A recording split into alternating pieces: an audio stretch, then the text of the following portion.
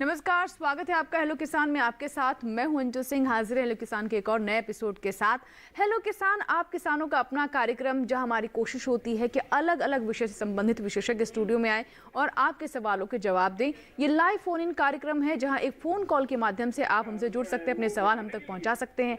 तो आज का विषय क्या है जिसके बारे में आज हम चर्चा करने वाले हैं? सबसे पहले नजर डालते हैं आज के विषय पर।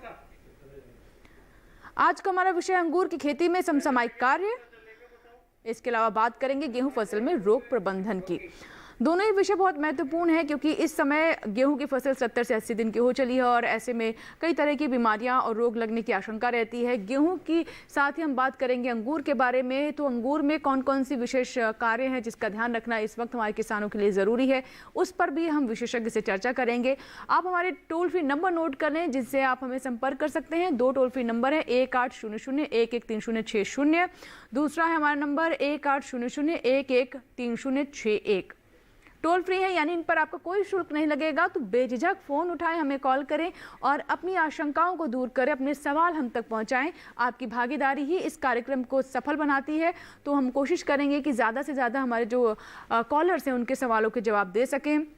इसके अलावा आपको ये भी बता दें कि जब भी आप हमें कॉल करें तो हम आपसे अनुरोध करना चाहते हैं कि टेलीविज़न की आवाज़ पहले कम कर दें क्योंकि आपके सवाल को समझने में असुविधा होती है और हमारी कोशिश ये है कि समय व्यर्थ ना हो, ज़्यादा से ज़्यादा सवालों को हम कार्यक्रम में शामिल कर सकें। तो उम्मीद करते हैं कि हमारे सभी किसान दर्शक जो हैं इस बात का ज़रूर ध्यान रखेंगे। हमारे विशेषज्ञ जो हैं उनसे आपकी मुलाकात करवा देते हैं। डॉक्टर SK सिंह है, आप अध्यक्ष उद्यान संभाग IARI पूसा में। बहुत बहुत स्वागत है आपका डॉक्टर सिंह। और आप बात करेंगे अंगूर के बारे में। हमारे दूसरे जो मेहमान हैं उनसे भी आपकी मुलाकात करवा दें। हमारे साथ हैं डॉक्टर मलखान सिंह गुर्जर, आप वरिष्ठ वैज्ञानिक हैं, पादप रोग विज्ञान संभाग IARI पूसा नई दिल्ली से आप भी हैं। बहुत बहुत स्वागत है आप दोनों मेहमानों का। तो चलिए कार्यक्रम की शुरुआत करते हैं। सबसे पहले अंगूर पर हम बात कर लेते हैं। अंगूर और गेहूँ पर आज हम चर्चा करेंगे।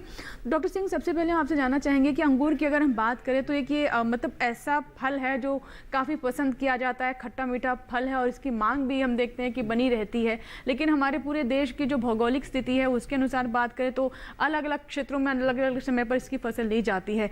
इस वक्त अगर हम अंगूर की बात करें तो मुख्य तौर पर कहाँ की ये फसल है और किस स्थिति में है?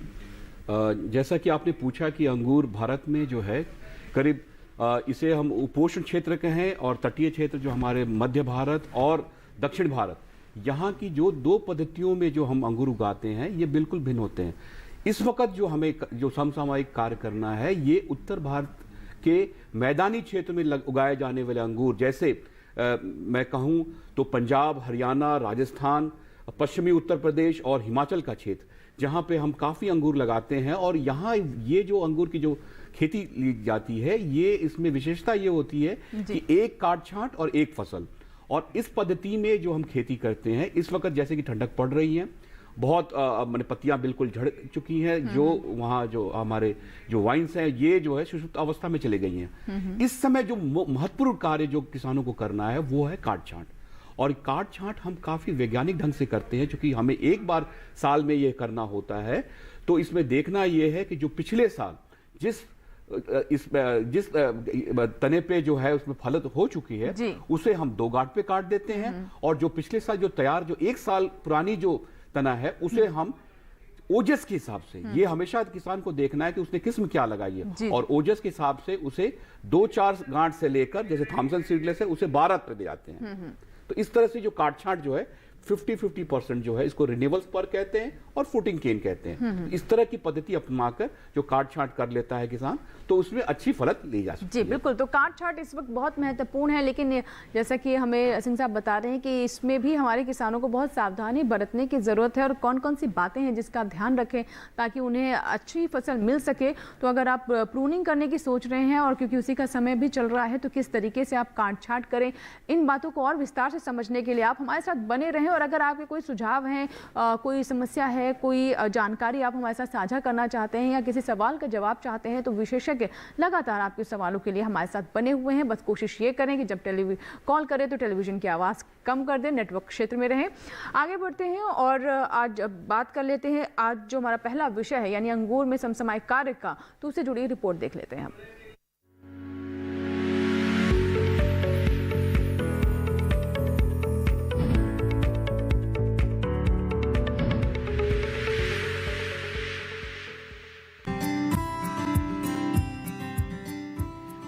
अच्छी और उच्च गुणवत्ता वाली फसल के लिए बागों की देखभाल करना जरूरी है। अगर बात अंगूर की करें तो ठंड के मौसम में अंगूर की देखभाल और उसमें समसामयिक कार्य करना जरूरी है।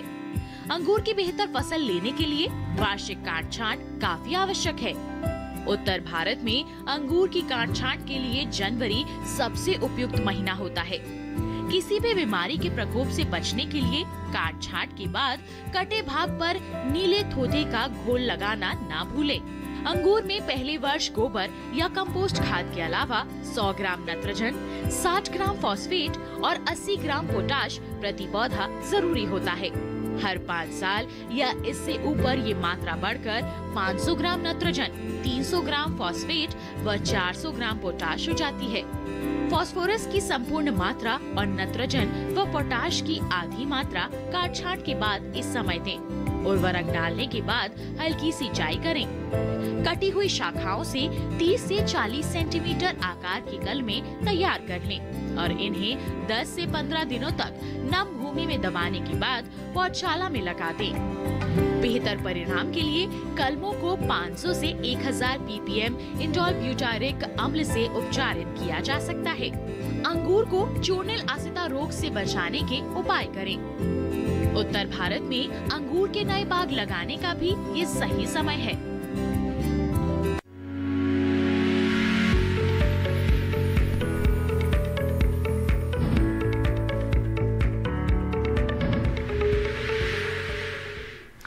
आपने विस्तृत रिपोर्ट देखी जिसमें हमने अंगूर के बारे में आपको जानकारी दी। उत्तर भारत में अगर आप खेती करना चाहते हैं अंगूर की तो बागों की स्थापना का भी ये सही समय है। ऐसे में आपके लिए ये जानना बहुत महत्वपूर्ण हो जाता है कि कौन से किस्मों का आप चुनाव करें ताकि अच्छी फसल आपको प्राप्त हो और ऐसे किस्में हों जिसमें नुकसान की आशंका ना हो। आगे इस पर हम विस्तार से बात करेंगे। और जैसा कि काट छांट के बारे में हमने बताया कि ये समय जिन किसानों ने इसके बाग लगाए हैं उनके लिए काट छांट का समय है, तो उसके बारे में भी और थोड़ा विस्तार से हम जानने की कोशिश करेंगे। हमारे साथ डॉक्टर सिंह लगातार बने हुए हैं। चलिए आज का जो दूसरा विषय है यानी गेहूं की फसल की हम बात कर रहे हैं। इस समय गेहूं की फसल 70 से 80 दिन की हो गई है और क्योंकि तापमान में आप देख रहे हैं गिरावट भी है और कुछ क्षेत्रों में नमी भी महसूस की जा रही है, तो ऐसे में क्या गेहूं में किसी तरह की बीमारियों की आशंका बढ़ जाती है और अगर हाँ तो कौन कौन सी बीमारियां हैं, इसके संकेत क्या है, कैसे पहचाने हमारे किसान, इन सभी बिंदुओं पर विस्तार से चर्चा करेंगे। डॉक्टर सिंह आपसे मैं समझना चाहूँगी कि जैसे कि हमने अभी बताया कि गेहूं की जो फसल है लगभग 70 से 80 दिन की हो गई है जिन्होंने सही समय पर इसकी बुआई की है, तो इस समय कौन कौन सी विशेष बातें हैं जिसका ध्यान उन्हें रखना ज़रूरी है? क्योंकि तापमान तो गिर रहा है, फसल के लिए अच्छा है, लेकिन कई क्षेत्रों में हम देख रहे हैं कि नमी भी महसूस की जा रही है, नमी भी है, तो इसका क्या किसी तरह का विपरीत असर गेहूँ की फसल पर पड़ सकता है और कौन सी बीमारियाँ हो सकती हैं इस समय? जैसा किसान भाइयों, गेहूँ अभी 70 से 80 दिन की फसल हो चुकी है और सबसे बड़ी आशंका जो बीमारियों की है उसमें से पीला रतुआ एक मुख्य रोग होता है। वो मुख्यतः पंजाब, हरियाणा और हिमाचल प्रदेश के लोअर हिल्स में इस समय आने की बहुत ज़्यादा आशंका है। ये बीमारी हवा के द्वारा एक खेत से दूसरे खेत में फैलती है और आप पत्तियों पे आप देखेंगे पीले पीले डॉट्स आपको दिखेंगे और वो बीमारी एक खेत से दूसरे खेत में फैल जाती है। और उसको कंट्रोल करने के लिए आपको ये ध्यान रखना है कि आप कहीं भी आप यदि डिजीज़ का सिम्टम देखें तो एटलीस्ट आप उसको मैनेजमेंट की तरफ उसको विचार करें। बिल्कुल, तो मैनेज करना यानी प्रबंधन बहुत ज़रूरी है। अगर बीमारियां आपको नज़र आ रही हैं, उसके संकेत मिल रहे हैं, जैसा कि अभी हमें डॉक्टर साहब ने बताया कि पीला रतुआ रोग जो है उसकी आशंका बढ़ जाती है, तो ये आपकी फसलों में ना बढ़े, आपकी गेहूं की फसल को बर्बाद ना करे, इसके लिए प्रबंधन किस तरीके से करना है, कैसे इसे मैनेज करना है, इसके बारे में हम आगे आपको बताएंगे कार्यक्रम में। अगर आप ऐसे किसी तरह के संकेत अपनी फसलों में देख रहे हैं, ऐसे लक्षण आपको नज़र आ रहे हैं और आपको समझ नहीं आ रहा है कि क्या करें, तो आप हमें कॉल करें, ये सबसे बेहतर होगा इस समय, ताकि विशेषज्ञ आपको सीधा उसके बारे में समाधान दे सकें। आगे बढ़े उससे पहले आइए देखते हैं गेहूं पर हमारी ये रिपोर्ट।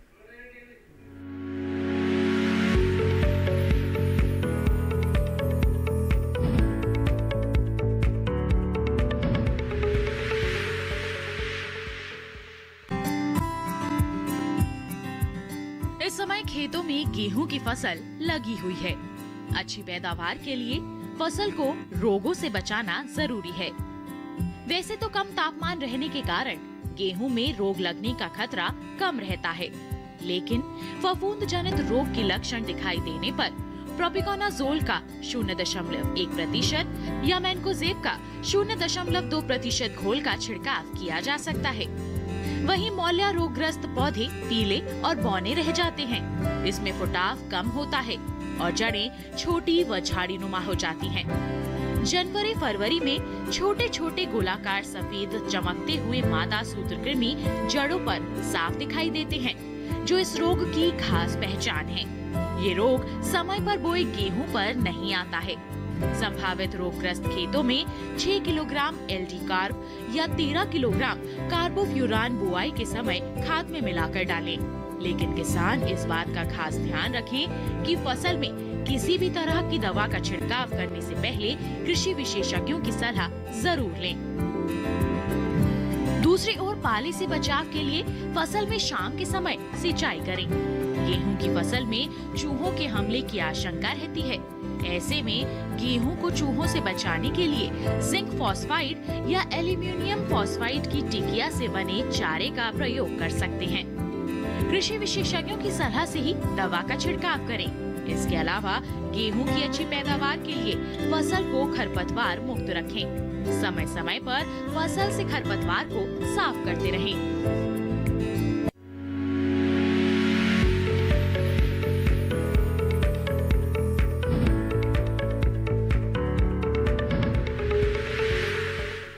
अभी आपने रिपोर्ट देखी गेहूं पर और बहुत सारी बातें हमने आपको इसमें बताई हैं कि कौन कौन सी बीमारियां लग सकती हैं, संकेत कैसे होते हैं, लक्षण क्या हैं, ये सब समझना हमारे किसानों के लिए बहुत महत्वपूर्ण है। आगे आपको अच्छी फसल प्राप्त हो इसके लिए ज़रूरी है कि अभी से ही आप सचेत रहें। कुछ बीमारियां ऐसी हैं जो कि संकेत भी नहीं दिखाती और जब आपकी फसल मैच्योर हो जाती है उस वक्त आपको नुकसान पता चलता है। तो ऐसे में भले संकेत ना हो लेकिन कुछ कार्य ऐसे हैं जो कि आपको करने ज़रूरी है ताकि आगे समस्या ना हो। इन सभी बातों पर हम चर्चा करेंगे। आप हमें कॉल जरूर करें। नंबर हम लगातार टेलीविजन स्क्रीन पर फ्लैश कर रहे हैं। अगर आप अभी अभी हमारे साथ जुड़े हैं तो आज के विषय एक बार फिर से आपको बता दें। आज हम आपको बता रहे हैं अंगूर के बारे में, अंगूर की खेती के बारे में, कौन कौन से समसामयिक कार्य हैं जिसका करना जरूरी है और साथ ही गेहूं में कौन से कीट और बीमारियां लग सकते हैं जिसका प्रबंधन इस वक्त आपको जरूर करना चाहिए ताकि आगे अच्छी फसल प्राप्त हो। अब बात कर लेते हैं, हमारे साथ डॉक्टर एसके सिंह जी हैं। अंगूर पर हम थोड़ा और विस्तार से चर्चा करते हैं और गेहूं पर भी हम बात करेंगे। डॉक्टर एसके सिंह, आपसे मैं समझना चाहूँगी, जैसे कि आप बता रहे थे कि जो प्रूनिंग करनी यानी काट छांट जो है वो भी सिर्फ ऐसे ही नहीं है आपको कर देना, उसके पीछे भी आपको एक तकनीक का इस्तेमाल करना है। तो थोड़ा सा उसके बारे में हम और गहराई से जानने की कोशिश करते हैं। जहाँ ये जो काट छांट जो अंगूर में हम करते हैं ये बिल्कुल वैज्ञानिक ढंग से करनी चाहिए और ये निर्भर करता है कि किस्म जो आपने लगाई हुई इसकी ओजस क्या है। अगर मध्यम ओजस वाली जो किस्म होती हैं इसमें जो है 3 से 4 गांठ पे काटी जाती है। ब्यूटी सीडलेस है, परलेट है या पूसा उर्वशी है, नवरंग है, ये इत्यादि जो है इनको हम 4 से 6 गांठ पे काटते हैं। और थॉमसन सीडलेस, जैसे पूसा सीडलेस पुरानी एक किस्म थी, तो इसे जो है 8 से 12 गांठ पे काटी जाती है। तो ये इसलिए की जाती है कि इनमें जो फल या पुष्पन वाले जो नोड होते हैं वो 3 से 4 मिलते हैं 2 के बाद। तो ये किसानों को ये देखना जरूरी है कि ऐसा ना हो कि जो कम ओजस वाले हैं उसको ज्यादा ओजस जो ओजस्वी जो किस्में हैं उसके हिसाब से का। तो ये जो काट छांट जो है, जिसे मैं जैसा कि मैंने पहले बताया, जो पिछले साल जिन लताओं में जो आपने फल ले लिया है उसे जो है आप 2 गांठ पे काटेंगे और जो 1 साल पुरानी लता है जिनमें इस साल फलत लेनी है उन्हें आप 3 से 4 या ओजस के हिसाब से, जो आजकल तो नई किस्में भी आ गई हैं जैसे फिल्म सीडलेस है इत्यादि, तो इनके हिसाब से आप उसे 4 से 6 गांठ पे काटें जिससे कि उसमें अच्छी फलत हो सके। जी बिल्कुल। तो प्रूनिंग बहुत महत्वपूर्ण है, काट छांट, और वो भी आपको वैज्ञानिक तरीके से करनी है। कैसे करनी है वो अभी हमने जानकारी ली और आपके कॉल्स का इंतजार है हमें। हम उम्मीद करेंगे ज़्यादा से ज़्यादा कॉल्स हम तक पहुंचेंगे अपने सवालों के साथ। अब बात कर लेते हैं जो गेहूं के बारे में हमने चर्चा की। जैसे कि हमने कुछ बातें अभी जान ली कि किस तरीके से जो कुछ बीमारियां हैं उनके संकेत दिखने लगते हैं और उनमें पीला रतुआ आपने हमें बताया डॉक्टर साहब कि पीला रतुआ जो एक समस्या है इस समय देखने को मिल सकती है और कौन कौन से क्षेत्र हैं, खासतौर पर पंजाब हरियाणा के बारे में आपने बताया। तो पीला रतुआ का प्रबंधन किस तरीके से किया जाए और इसका नुकसान कैसा होता है? पीला रतुआ, किसान भाइयों, पीला रतुआ बीमारी जैसे कि खेत में मान लो आपने कहीं सिम्टम आ गए, तो सिम्टम आने से पहले भी हम प्रोफाइलेक्टिक स्प्रे कर सकते हैं केमिकल्स का। पहले आपने रोग प्रतिरोधी किस्में आपने लगाई होंगी, SD 2967, SD 3086 वैरायटी आपने लगाई होंगी। उसके बावजूद भी यदि आपको सिम्टम दिखता है और उसके लिए आपको एक बचाव के लिए आपको एक दवाई का स्प्रे करना है। उस दवाई का नाम है प्रोपिकोनेजोल। वो 0.1% मीन 1 ग्राम प्रति लीटर वाटर के हिसाब से आप स्प्रे कर सकते हैं यदि बीमारी आपको खेत में कहीं नज़र आती है। उससे आपके दूसरे खेत में या एक खेत से दूसरे खेत में वो बीमारी फैलने के चांस बहुत ही कम हो जाते हैं। तो ये एक बहुत महत्वपूर्ण उपाय है पीला रतुआ रोग प्रबंधन के लिए। जी बिल्कुल। तो पीला रतुआ रोग प्रबंधन अगर होता है तो आप किस तरीके से इससे निजात पा सकते हैं, कौन सी बातें हैं जिसका ध्यान रखना ज़रूरी है, इसके बारे में अभी हमने आपको बताया। और इसके साथ ही हम ये भी देखते हैं कि कुछ बीमारियां ऐसी हैं जिनके संकेत भी नहीं मिलते हैं, जिसमें से एक है करनाल बंट। उसको लेकर कई बार हमारे जो किसान हैं उनको कई तरह की समस्याएं आती हैं। तो क्या कहना चाहेंगे डॉक्टर साहब, क्या करें ऐसे में? हाँ किसान भाइयों, करनाल बंट डिजीज़ एक ऐसी बीमारी है, वो आपको प्रायतः लक्षण आपको नहीं दिखते हैं फील्ड में, खेत में। उस समय आप क्या होता है, ये बीमारी जो है ज़मीन के अंदर कीटाणु जीवाणु पड़े रहते हैं और इस टाइम में जनवरी फरवरी के आसपास जब बारिश होती है तो वो स्पोर जो है जर्मिनेट होके और आपकी हेडिंग स्टेज मतलब जब मिडिल स्टेज होती है उस टाइम वो कीटाणु अंदर घुस जाता है उसके अंदर, बाली के अंदर। और बाली में अंदर घुसने के बाद में वो आपको जब फसल पक जाएगी तब आपको उसके लक्षण दिखाई देते हैं। तो वो बहुत महत्वपूर्ण बीमारी है, उसको बचाव के लिए भी आपको दवाइयों का उपयोग करना चाहिए। जी एक कॉलर है, आइए बात करते हैं। राजस्थान से हमारे साथ एक कॉलर जुड़ रहे हैं। Hello hello. हाँ मैडम जी नमस्कार, स्वागत है आपका हेलो किसान में। लीलाराम जी बताइए क्या सवाल है? आप राजस्थान की बूंदी से हमें कॉल कर रहे हैं, क्या प्रश्न है आपका? हमारे क्या है मैडम जी, गेहूं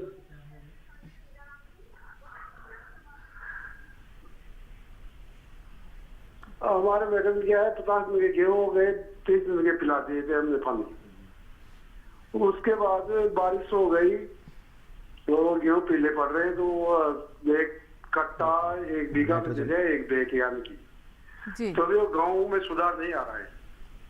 ठीक है मलखान जी, कुछ आप इनसे पूछना चाहते हैं? और गेहूं पीले होने के बहुत सारे कारण हो सकते हैं, एक कारण नहीं हो सकता। जैसे आपका नाइट्रोजन वगैरह कितना आपने दिया और आपकी सॉइल की जो कंडीशन मतलब सॉइल की जो उर्वरा शक्ति कैसी है वो भी एक कारण हो सकते हैं। और कुछ माइक्रो न्यूट्रिएंट हो सकते हैं, उनकी भी कमी के कारण भी आपके पौधे पीले पड़ सकते हैं।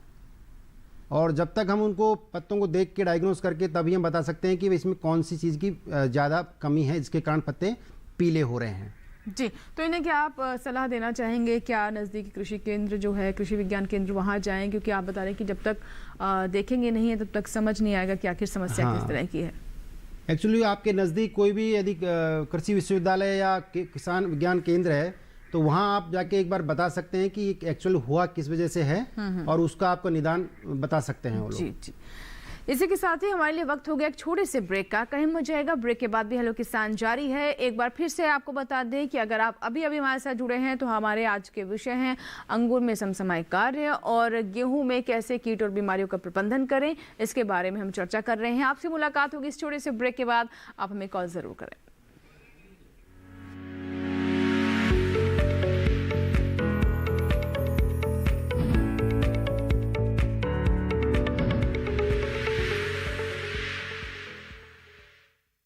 भाई सुना नहीं क्या, केसीसी ने किसानों का जिंदगी बदल दिया है।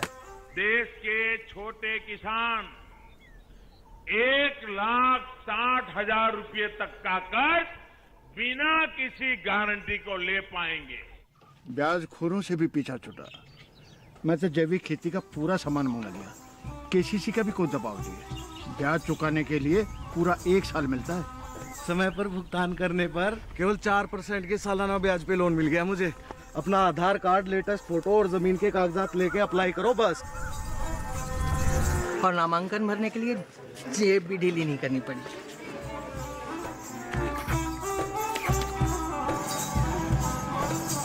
चाचा, उधार चुकाने के 24 घंटे के बाद उतने ही पैसे वापस निकाल सकते हैं। केसीसी ने किसानों की जिंदगी वाकई बदल दी है। तो आप भी किसान क्रेडिट कार्ड अपनाएं और सहजता से ऋण पाएं।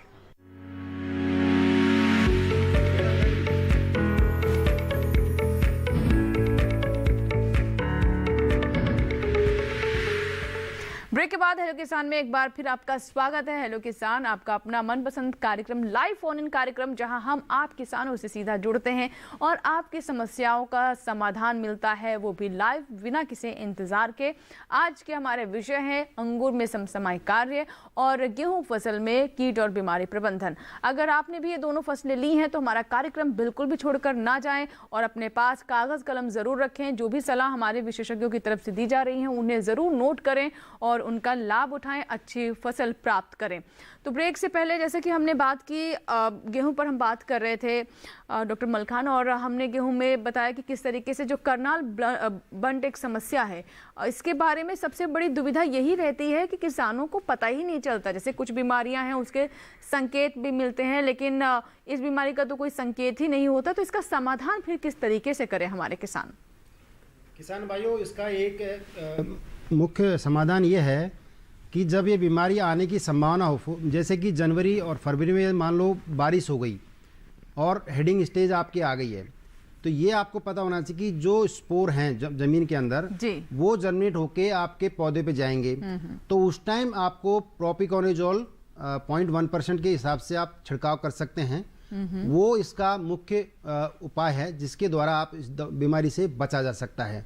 और ये जो स्प्रे है वो आप खाने के गेहूं के लिए स्प्रे ना करें, ओनली जो सीड पर्पज में आपको यूज़ करना है उसके लिए आप ये स्प्रे कर सकते हैं। और ये बीमारी जो है पंजाब हरियाणा में मुख्यतः बहुत भागों में पाई जाती है और लास्ट 2-3 साल से ये बीमारी बहुत ज़्यादा बढ़ रही है। कारण यह है कि बारिश जो है जनवरी फरवरी के महीने में बारिश हो जाती है और हेडिंग स्टेज में वो स्पोर जर्मिनेट कर जाते हैं और डिजीज़ इन्फेक्ट हो जाती है उसमें प्लांट में। तो उस टाइम आपको ये बचाव स्प्रे कर सकते हैं जिसके द्वारा इस डिजीज से आपको निजात मिल सकती है जी। और एक चीज़ हमने ये भी देखी है कि निर्यात क्वालिटी इससे बहुत प्रभावित होती है। जो हमारे किसान निर्यात के उद्देश्य से फसल लेते हैं, इस समस्या से उन्हें काफ़ी नुकसान झेलना पड़ता है। तो जैसे करनाल बंट है, एक आप कह सकते हैं कि हमारे गेहूँ, हमारे पास काफ़ी गेहूँ उत्पादन होता है हमारे भारत देश में। तो अब हमारे पास जो सरप्लस होता है उसको यदि हम बाहर किसी कंट्री के पास भेजते हैं तो सबसे बड़ा जो मुख्य कारण है हर्डल का वो है करनाल बंट। आपने करनाल बंट सीड देखे होंगे, उसमें अंदर का जो सीड है, अंदर से सीड कोट जो है वो काला, सीड कोट के अंदर जो एंडोस्पर्म है वो काला हो जाता है। और वो काला पाउडर जब आप गेहूँ थ्रेसिंग करते हैं, तो थ्रेसिंग करके जब लॉट मिक्स हो जाता है तो उस टाइम वो स्पोर पूरे सीड लॉट में फैल जाता है जी। तो जब वो आप सीड को बाहर भेजेंगे किसी कंट्री के पास तो वो सीड को टेस्टिंग किया जाता है, यानी उसको चेक किया जाएगा जी जी। और चेक करने पे बाद यदि कोई स्पोर, सिंगल स्पोर भी यदि है उसमें ग्रेन में, तो आपका पूरा कंसाइनमेंट रिजेक्ट हो जाता है। तो ये मेन इसका मुख्य कारण होता है करनाल बंट का हर्डल। बिल्कुल, और ये इसी वजह से हम कह रहे हैं कि अगर आपने फसल ली है तो उसके संकेत भले ना दिखाई दे, लेकिन जो आपको प्रबंधन है वो शुरुआत से ही कर लेना चाहिए ताकि आगे जाकर आपको नुकसान ना हो। इस बीच मनोज मधुकर, एक दर्शक जिन्होंने बिहार से हमें कॉल किया है, आइए बात कर लेते हैं मनोज जी से। हेलो मनोज जी, मुझे सुन पा रहे हैं आप? हाँ सर, सुन रहे हैं जी। नमस्कार मनोज जी, स्वागत है हेलो किसान में। बताइए क्या प्रश्न है आपका? हाँ जी सुन रहे हैं जी। क्या जानना चाहते हैं आप? किसके बारे में, अंगूर पर बात करना चाहते हैं या गेहूं पर? अंगूर का पौधा कहाँ मिलेगा मैडम? अंगूर के बाग लगाना चाहते हैं आप? हम इस पर आने वाले अंगूर की बाग लगाना चाहते हैं जी जी। बहुत अच्छा प्रश्न है आपका ये, और हम डॉक्टर SK सिंह से इस बारे में बात करने भी वाले थे। मेरा अगला प्रश्न भी यही था कि जो किसान, जैसे कि आपने उत्तर भारत के बारे में बताया, तो अगर बाग की स्थापना करना चाहते हैं तो उन्हें कौन कौन से किस्मों के बारे में आप सलाह देंगे और किस तरीके से वो नए बाग लगाए अंगूर के? जैसे मनोज जी ने बताया कि ये बिहार में लगाना चाहते हैं जी, सिवान बिहार से, सिवान में।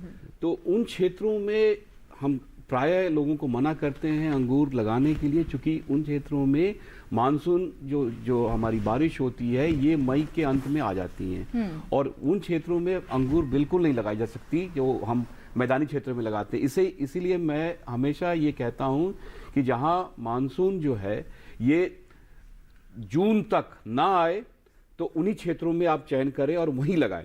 बिहार जैसे क्षेत्र में जहां पे मानसूनी बारिश बहुत पहले मई के अंत तक तो जरूर आ जाती है और देखा गया है वो समय होता है दानों का पकने का, और जो पकने का समय और बारिश दोनों के समय में से ये होता है कि बहुत ज्यादा क्षति होती है, दाने बिल्कुल फट जाते हैं और रोग फटने के बाद सड़ने लगते हैं। जी, जी। तो इससे किसानों को बहुत ज्यादा नुकसान होता है। तो बिहार तो नहीं, मैं कहूंगा उन्हें लगाना तो पश्चिमी उत्तर प्रदेश, राजस्थान के किसान, पंजाब, हरियाणा, हिमाचल और उत्तराखंड, ये इन क्षेत्रों में अगर लगाना चाहते हैं तो ये मुख्य बात ये होती है कि जो भी किस्म ले वो अगेती ही हो। जितनी पुरानी जो महाराष्ट्र और कर्नाटक की किस्में हैं, हाँ। वो इन क्षेत्रों में बिल्कुल ना सोचें कि उन्हें लगाएं, लगाना है तो अगेती ही लगाएं। जी, यानी सर आप इन्हें यही कहना चाहेंगे कि इसके बारे में विचार ही ना करें, उनके क्षेत्र के हिसाब से ये अनुकूल नहीं होगा कि वो अंगूर की खेती करें या फिर बाग लगाएं। किस्मों की तो बात बाद में आएगी, तो वहाँ के हिसाब से जो भौगोलिक स्थिति है उसके अनुसार आपके लिए फ़ायदेमंद ये नहीं होगा मनोज जी। तो आप दूसरी फसलों के बारे में सोच सकते हैं, फिलहाल अंगूर के बारे में आप ना विचार करें तो ही बेहतर रहेगा। और इस बीच हम कॉलर से यही कहेंगे कि एक बार फिर से इस बात का ध्यान रखें कि जब भी आप हमें कॉल करें टेलीविज़न की आवाज़ कम कर दें, क्योंकि बहुत सारे कॉलर अभी भी ऐसे ही कर रहे हैं कि टेलीविज़न की आवाज़ ऊंची करके ही हमें कॉल करते हैं, जिससे हमें भी असुविधा होती है और हमारे दूसरे दर्शकों को भी असुविधा होती है। तो ऐसा ना करें, उम्मीद करते हैं ज़रूर इस बात का आप ख्याल रखेंगे। अब हम बात कर लेते हैं अंगूर के बारे में, क्योंकि कॉल आई थी। तो क्या सजेस्ट करना चाहेंगे जो उत्तर भारत में हमारे किसान नए बाग लगाना चाहते हैं? इनके बारे में तो अभी आपने बताया मनोज जी के बारे में कि उनके क्षेत्र के अनुसार ये बेहतर नहीं रहेगा, लेकिन जो और कौन कौन से क्षेत्र हैं जहां पर इस वक्त अंगूर के नए बागों की स्थापना की जा सकती है, और किस्मों के बारे में बताएं कि क्षेत्र के अनुसार कौन से किस्में बेहतर रहेंगी? बिल्कुल, बहुत ही बढ़िया प्रश्न है आपका जी। जो भी किसान जो अंगूर लगाना चाहते हैं इन क्षेत्रों में, जैसा कि मैंने पहले बताया कि वो अगेती हूँ, और किस्मों के चयन में जो पुरानी हमारी किस्में होती थी, एक परलेट होती थी ब्यूटी सीडलेस, और साथ ही हमारे पूसा संस्थान ने करीब 5 किस्में दी हैं। इसमें पूसा उर्वशी, पूसा नवरंग, पूसा त्रिशर, पूसा आदिति, और एक नई किस्म है पूसा स्वर्णिका। ये बताना चाहूंगा कि ये किस्में वैसी हैं, इनमें से कुछ बीज रहित हैं, कुछ बीज वाली हैं। और जो किसान जो अगेती किस्में हैं, जो जिसे पेय के लिए बनाना चाहते हैं, जो जूस के लिए, उसमें एक किस्म है जो पंजाब पर्पल के नाम से है, जो पंजाब कृषि विश्वविद्यालय वहां से निकला है, और एक किस्म है फ्लेम सीडलेस, ये बीज रहित किस्म है, अगेती है, ये भी बहुत अच्छी किस्म है। और एक हमारे संस्थान से अभी मैं कहूं तो पिछले साल ही इसको हम लोगों ने इसको रिलीज किया है। ये पूसा पर्पल सीडलेस के नाम से है, जो मई के लास्ट में पक जाती है। ये अति शीघ्र पकने वाली किस्म है जो इन क्षेत्रों में अच्छी से लगाई जा सकती है। पौधों के लिए आप हमारे संस्थान को या पंजाब कृषि विश्वविद्यालय को आप वहां से इन पौधों को ले सकते हैं कि यही समय में है जब इनके नए बागों की स्थापना करते हैं, और इसी समय पे बड़े अच्छे ढंग से आप लगा सकते हैं। पत्तियां बिल्कुल झड़ी रहती हैं, और इनके पौध जो है बिना मिट्टी के आप पौधे, जो जड़ित पौधे होते हैं, उनको लेकर आप अपने नए तैयार खेतों में लगाएं, और लगाने के बाद नए बाग की आप संरचना कर सकते हैं। जी जी, बिल्कुल। तो आपने अभी बहुत सारी किस्मों के बारे में जाना, उनकी खासियत क्या है ये भी अभी हमने डॉक्टर सिंह से समझी है कि खासियत क्या है, और जिस लक्ष्य के हिसाब से आप और जो ग्राहक हैं उनके अनुसार, मांग के अनुसार अगर आप किस्मों का चुनाव करेंगे तो आपको ज़्यादा लाभ होगा, बाजार आपके लिए तैयार रहेगा। एक कॉलर है हमारे साथ, भोज सिंह मीणा है, जिन्होंने राजस्थान से कॉल किया है। ये बात कर लेते हैं मीणा साहब से। हेलो जी, नमस्कार। बताइए भोज जी, क्या सवाल है आपका? अच्छा, और सर गेहूं की फसल में उसमें चूहे लग रहे हैं, चूहे काट रहे हैं गेहूं की फसल को। जी, चूहों की एक बहुत बड़ी समस्या रहती है। मलकान साहब क्या कहना चाहेंगे, क्योंकि चूहे की अगर हम बात करें तो इसको लेकर के हमारे बहुत सारे किसानों के सवाल आते हैं, बहुत परेशानी भी रहती है कि कई बार फसल ही पूरी चौपट कर देते हैं चूहे। और आपको क्या लगता है कि किस समय इनकी संख्या या तादाद बढ़ जाती है फसल में? नहीं, जब जैसे राजस्थान में एक्चुअली जब मिट्टी थोड़ी सी मालूम रेतीली ज़मीन होगा आपका, तो आपको एक तो यह है कि जैसे कि दवाइयाँ केमिकल जो आता है वो भी यूज़ कर सकते हैं चूहों के लिए। और जैसे आप खेत में पानी देने से भी चूहे निकल के बाहर आते हैं, और केमिकल जो मिलते हैं, दवाइयाँ मिलती हैं जो इसको चूहे मारने की, वो भी आप यूज़ कर सकते हैं इसके लिए। जी, और क्या अभी शुरुआत से ही इसका प्रबंधन करना शुरू कर दें, क्योंकि जैसे देखते हैं कि कई बार बारिश के बाद जैसे फसल बिल्कुल तैयार होने को होती है, उस वक्त इनकी तादाद और बढ़ जाती है, संख्या चूहों की बढ़ जाती है। आप एक काम कर सकते हैं कि आपके नियर बाई जो कृषि विज्ञान केंद्र है वहाँ भी आप संपर्क कर सकते हैं। चूहों को मारने की दवाई और जो भी प्रबंधन है उसके बारे में आपको विस्तार से आपको जानकारी प्राप्त होगी वहाँ पे। जी, इसी के साथ ही हमारे लिए यहाँ पर वक्त हो गया एक छोटे से ब्रेक का। बहुत सारे जो चीज़ें हैं वो अब भी हमने चर्चा में शामिल की हैं, बहुत सारी बातों पर हमने प्रकाश डाला है, लेकिन अगर आपका सवाल अभी तक हम शामिल नहीं कर पाए हैं या फिर आपके मन में जो सवाल है, जो समस्या उस पर चर्चा नहीं हुई है, तो इंतज़ार क्या करना, बस हमें कॉल करें और अपने सवाल हम तक पहुँचाएँ। आपसे मुलाकात होगी इस छोटे से ब्रेक के बाद। बने रहें हेलो किसान के साथ।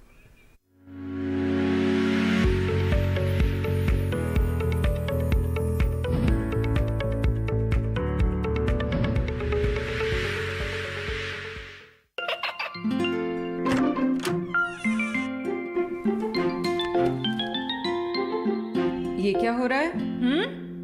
काशवी, इतने कम मार्क्स? काशू बेटा पढ़ा करो, पढ़ोगी नहीं तो आगे कैसे बढ़ोगी? मम्मा मैं भी तो आपसे यही कहना चाहती हूँ, पढ़ा करो। आप पढ़ोगे नहीं तो आगे कैसे बढ़ोगे? मतलब? वो देखो। सिर्फ बैक पर छपा ऑर्गेनिक नहीं, ऑर्गेनिक का निशान पहचानिए। पीजीएस ऑर्गेनिक का ये लोगो उन किसानों की पहचान है जो आज भी परंपरागत विधि से रसायन मुक्त खेती कर आपके लिए शुद्ध फसल उपजा रहे हैं। अब समझे मम्मा, अगर मैं प्योर ऑर्गेनिक फूड नहीं खाऊंगी तो अच्छे मार्क्स कहाँ से लाऊंगी? अच्छा बच्चों, जैविक खेती की इस मुहिम को आगे बढ़ाइए, शुद्ध ऑर्गेनिक अपनाइए।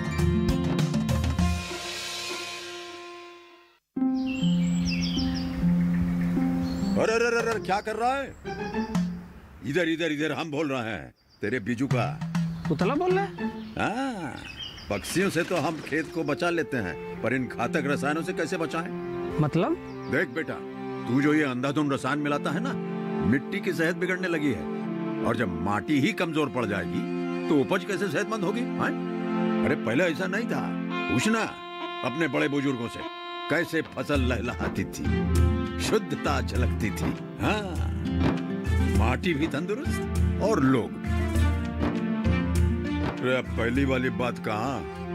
पर अब तो सब यही डाले हैं। सब नहीं, आज भी लाखों जागरूक किसान परंपरागत विधि से फसल उगा रहे हैं। खर्चा कम और उपज की कीमत भी बेहतर पा रहे हैं। ठीक है भाई, मैं भी आज से जैविक खेती शुरू करूंगा। माटी से प्रेम की परंपरा है, परंपरागत खेती।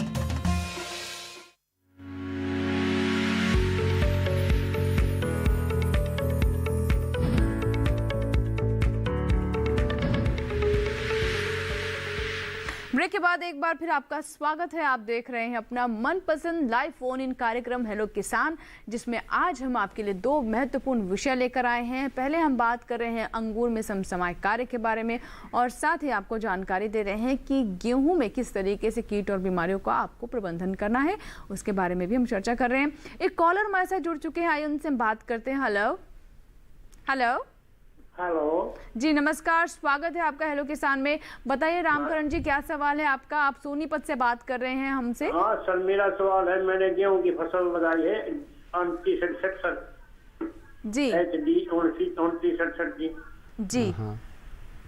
हाँ, अब समस्या क्या आ रही है आपकी फसल में? हाँ जी, समस्या खरपतवार की है। खरपतवार की समस्या है जी। हाँ जी। आपकी कितने दिन की फसल हो गई है आपकी ये? सर मेरी फसल होगी 62 दिन की होगी। तो आपने अभी तक इसमें वीडीसाइड या केमिकल का स्प्रे किया अभी तक क्या? नहीं सर, कोई स्प्रे नहीं किया है। तो हाथ से भी निराई गुड़ाई वो भी नहीं किया? नहीं सर, कोई नहीं किया है। वो एक्चुअली क्या है, वो बारिश होगी, बीच बीच में मौसम खराब रहता है। हाँ, तो वो स्प्रे नहीं होगा। एक्चुअली जब आपकी स्टेज अभी थोड़ी बड़ी हो गई है, तो अभी जब वीडीसाइड का स्प्रे करेंगे तो पौधे के मरने के चांस भी हो जाते हैं उसमें। यदि आपने थोड़ा पहले किया होता वीडीसाइड का स्प्रे, केमिकल जो आते हैं मार्केट में मिल जाते हैं, यदि वो करते तो आपके वीडीसाइड अभी ये वीड नहीं आते इतने खरपतवार आपके उसमें जी। लेकिन अभी आप हाथ से निकाल सकते हैं उनको, यदि पॉसिबल है तो, संभव हो सके तो।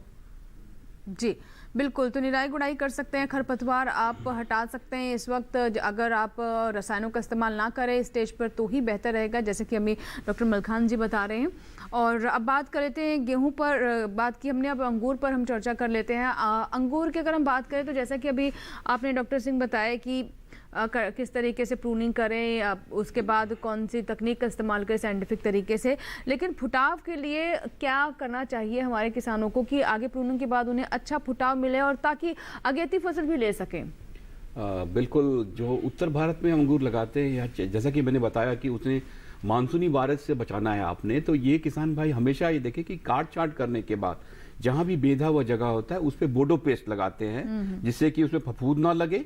और साथ ही उसके बाद करीब 1 या 2 दिन के बाद जो एक दवा आती है डॉर्ब्रिक, ये जो है 1.5% के घोल को स्प्रे करते हैं, जिससे कि फुटाव, जो गांठ होते हैं फुटाव जो है कम से कम 10-12 दिन पहले हो जाता है। और इन बेलों में देखा गया है कि प्राय जो पकने की जो पद्धति है ये करीब 12 से 13 दिन पहले हो जाती है। तो इससे क्या होता है, सीधा इसका असर पड़ता है कि मानसूनी बारिश से आप अपनी फसल को बचा लेते हैं। और अगर ये दवा नहीं मिलती है मार्केट में तो एक दवा आती है, वो थायोरिया कही जाती है।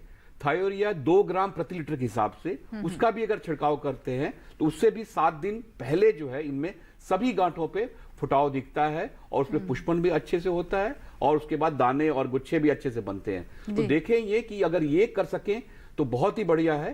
साथ ही मुख्य तना जिसपे छाल से निकलती रहती है उसे साफ करना होता है और तने पे कम से कम 1.5 फुट तक आपको बोडो पेस्ट लगा दे, जिससे कि कोई कीट, दीमक इत्यादि जो पौधे को क्षति पहुंचा रहे होते हैं वो बिल्कुल समाप्त हो जाए और पौधे आपके स्वस्थ रहे।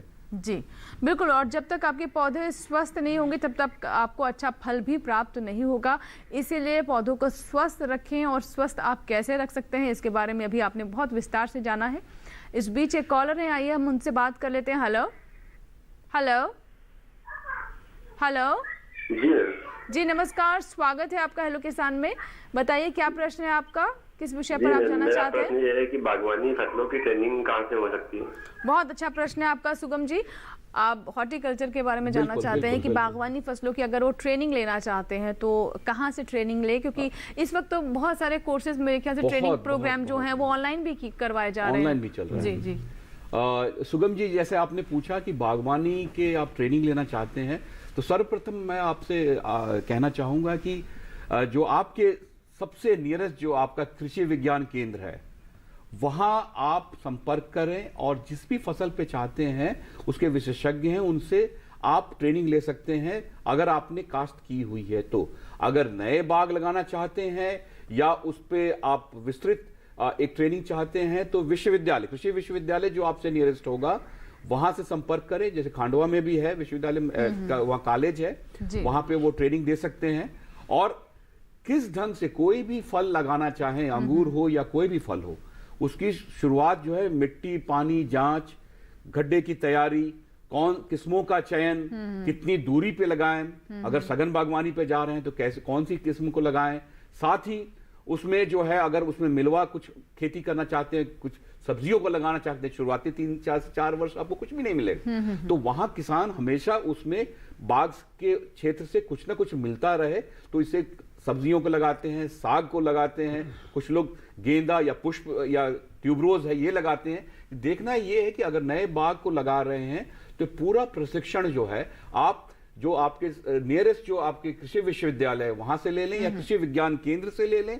नहीं तो कई कृषि विश्वविद्यालय हैं ऑनलाइन कोर्सेज चलाते हैं। जी। आप उनके पोर्टल पे जाएंगे, उन पे दिखाई देगा कि कौन से किसान है या उद्यमी है जो चाहते हैं किसी क्षेत्र में, चाहे नए बाग लगाना हो या स्थापना करना हो या पौधशाला प्रबंधन है या पुष्प उत्पादन है या सब्जियों के उत्पादन है या पॉली हाउस कल्टीवेशन है। इस सारे पे 1 वीक से लेके 10 दिन की जो ट्रेनिंग जो है वो दी जाती है। और ये आपको अपने मोबाइल पे भी देख सकते हैं, खोज सकते हैं कि कौन कौन से जो आपके कॉलेज हैं जहां से आप ये प्रशिक्षण ले सकते हैं। जी बिल्कुल, और बहुत अच्छी बात है कि अगर आप नए बाग शुरू करना चाहते हैं, बागवानी को व्यावसायिक रूप देना चाहते हैं, तो अगर आप ट्रेनिंग ले लें तो आगे भी आपको इससे काफ़ी लाभ होता है। अगर आपको मान लीजिए बैंक से किसी तरह का ऋण चाहिए तो उसमें भी काफ़ी मदद होती है। जो ये सर्टिफिकेट कोर्सेज होते हैं उससे आपको फ़ायदा हो सकता है। और अब और भी आसान हो गया, बहुत सारे कोर्सेज हैं कि आपको जाने की ज़रूरत नहीं है, आप ऑनलाइन ही उन्हें अटेंड कर सकते हैं और जानकारी प्राप्त कर सकते हैं। इस बीच एक कॉलर हमारे साथ जुड़ रहे हैं फोन लाइन पर, आइए बात करते हैं। हेलो, शायद हमारा संपर्क टूट गया है, लेकिन अगर आप हमें सुन रहे हैं और अगर आप अभी तक आपके सवाल को हमने शामिल नहीं किया है तो आप ज़रूर हमें दोबारा कॉल लगाएं, आपके प्रश्न को ज़रूर हम कार्यक्रम में शामिल करेंगे। बढ़ते आगे हम बात करने हैं गेहूं के बारे में।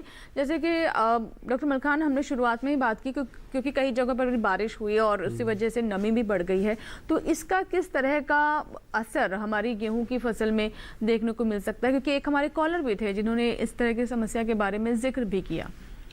जैसे नमी जब बढ़ती है तो रोग आने की बहुत ज़्यादा संभावना हो जाती है, और उसमें मुख्यतः पीला रतुआ और करनाल बंड 2 बीमारियों का ज़्यादा मेन समस्या होती है, और ये बीमारियों से पैदावार घटने के चांसेस होते हैं। पीला रतुआ से डायरेक्टली उसका जो फोटोसिंथेसिस कम हो जाता है, जिससे कि उसकी जो यील्ड है वो कम हो जाती है, और ये बहुत जल्दी ही एक खेत से दूसरे खेत में बहुत जल्दी स्प्रेड होता है। बिल्कुल।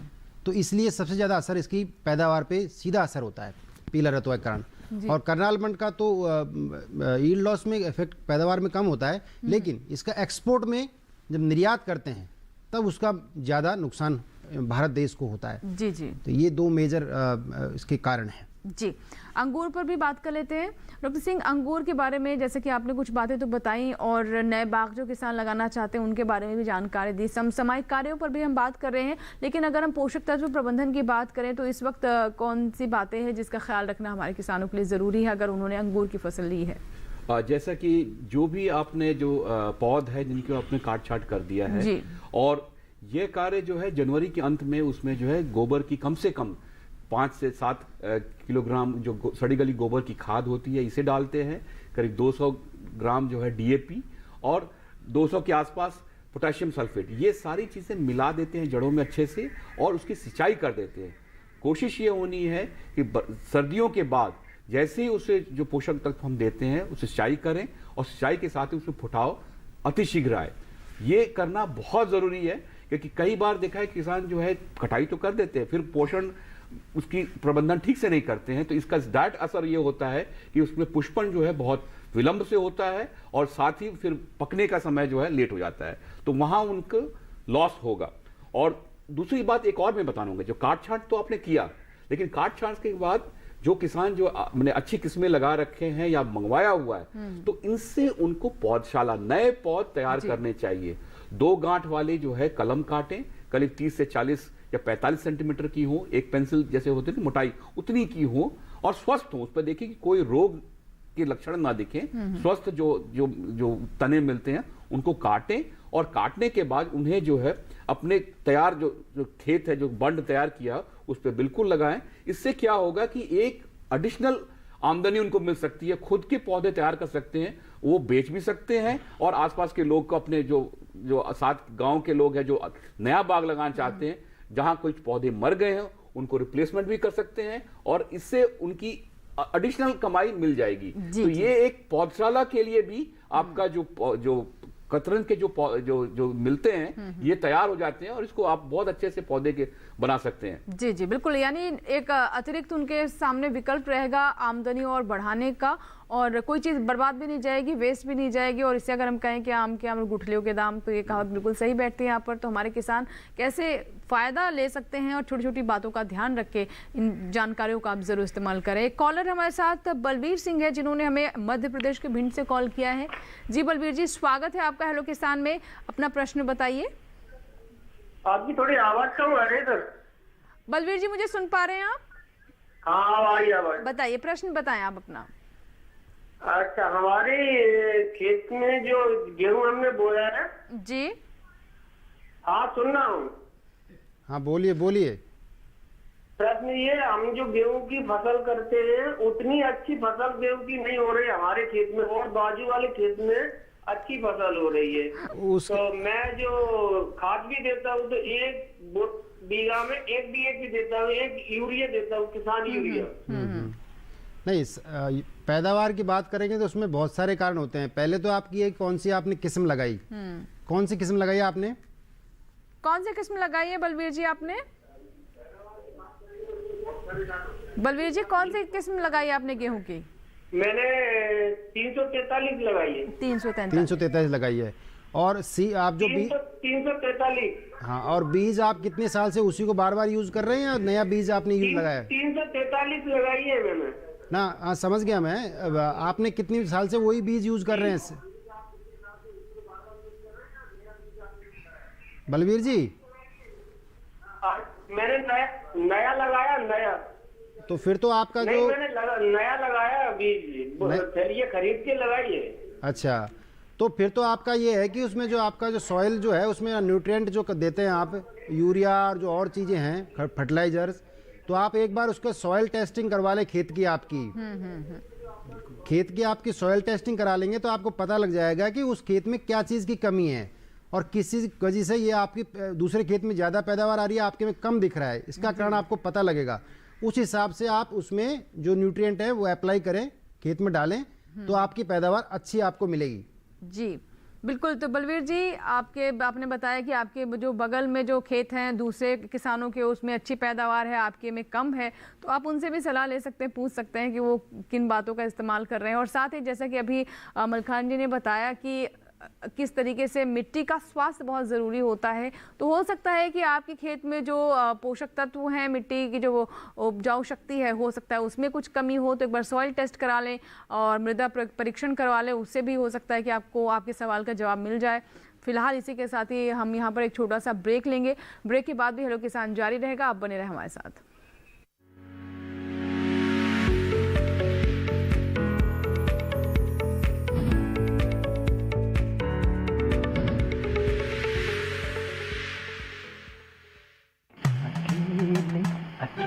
अरे वाह भैया, अकेले अकेले। अरे तू भी ले, पर खाएगा कैसे? मैं ऑर्गेनिक खेती की बात कर रहा रे बेटे। अकेले अकेले खेती कब तक करेगा? मतलब गांव में 20-25 किसानों का समूह बना के पंजीकरण करवा ले, फिर सरकारी ट्रेनिंग भी मिलेगी और मुफ्त जैविक बीज खाद भी। फिर बीजीएस ऑर्गेनिक की सरकारी मोहर के साथ तेरी उपज आकर्षक पैक में पहुंचेगी बड़े बाजार तक। अच्छा? हाँ। अरे भाई, कहाँ चल दिया? सबको साथ लाने, आमदनी बढ़ाने।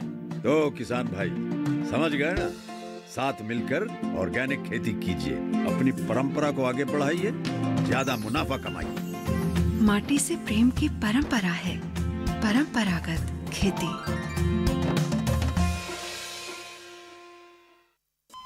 अरे सुन तो।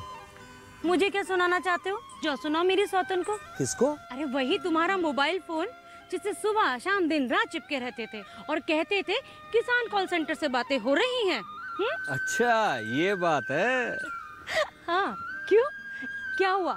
अब बात नहीं होती क्या? अब तो झट से बात हो जाती है। ऐसा क्या? हाँ, अब तो ज्यादा लाइनें और खास तकनीक के कारण खेती के माहिरों से तुरंत बात हो जाती है। और अगर कभी लाइन व्यस्त हो तो अपनी समस्या फोन पर रिकॉर्ड करा दो, वहाँ से फोन आ जाता है और समस्या की हल का मैसेज भी आ जाता है। ये देखो आ गया। अरे वाह, इसका मतलब इंतजार की घड़ी अब खत्म। हाँ। तभी मैं सोचूं कि आजकल मुझ पर इतना प्यार क्यों आ रहा है। कृषि संबंधी समस्याओं का अपनी भाषा में तुरंत हल पाने के लिए पूरे भारत में किसी भी फोन से हेल्पलाइन नंबर पर संपर्क करें। किसानों का दोस्त किसान कॉल सेंटर।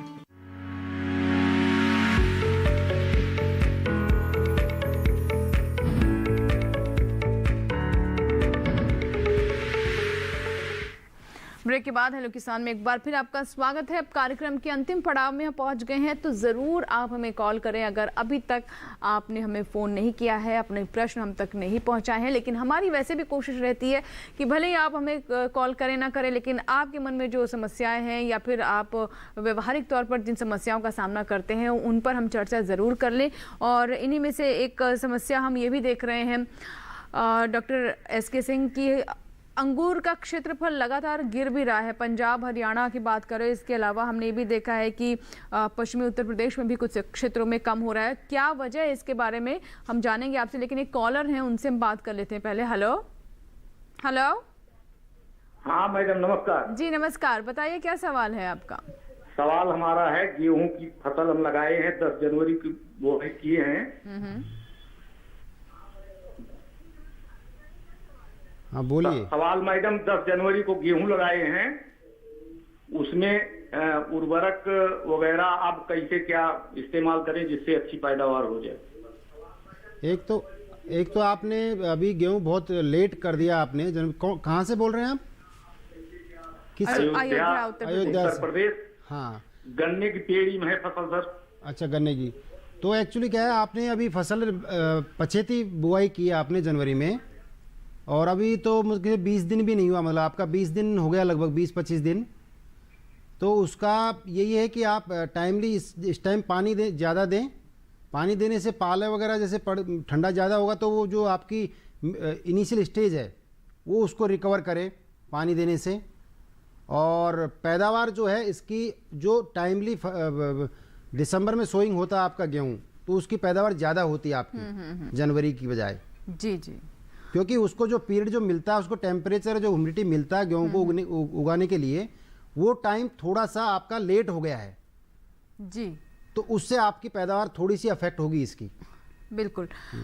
तो इस बात का भी ध्यान रखें, आपकी सही टाइम पर आप फसल लें, और क्योंकि समय बहुत महत्वपूर्ण होता है कृषि में, और समय और मौसम के अनुसार अगर आप योजना बनाते हैं तो आपको आशंका कम हो जाती है कि नुकसान होगा या फिर फसल या पैदावार आपको कम मिलेगी। अब डॉक्टर एस के सिंह साहब, मैं आपसे जानना चाहूँगी, जिस के बारे में अभी मैंने जिक्र किया ब्रेक से आने के बाद, कि कुछ क्षेत्रों में हम देख रहे हैं कि पंजाब हरियाणा में जो कुछ वर्षों पहले तक ज़्यादा हम देखते किसान अंगूर की खेती की तरफ रुझान दिखाते थे। पश्चिमी उत्तर प्रदेश में भी कुछ ऐसा एरिया है जहाँ पर रकबा इसका या फिर कहीं क्षेत्रफल जो है वो गिरा है। वजह यही रही है कि शायद किसानों को उस तरह का लाभ नहीं मिला, वैसी फसल नहीं हुई। क्या बताना चाहेंगे इसके बारे में? यहाँ मैं बताना चाहूँगा कि 70 के दशक से जो है अंगूर की कहें तो कमर्शियल खेती इन क्षेत्रों में शुरू की गई थी।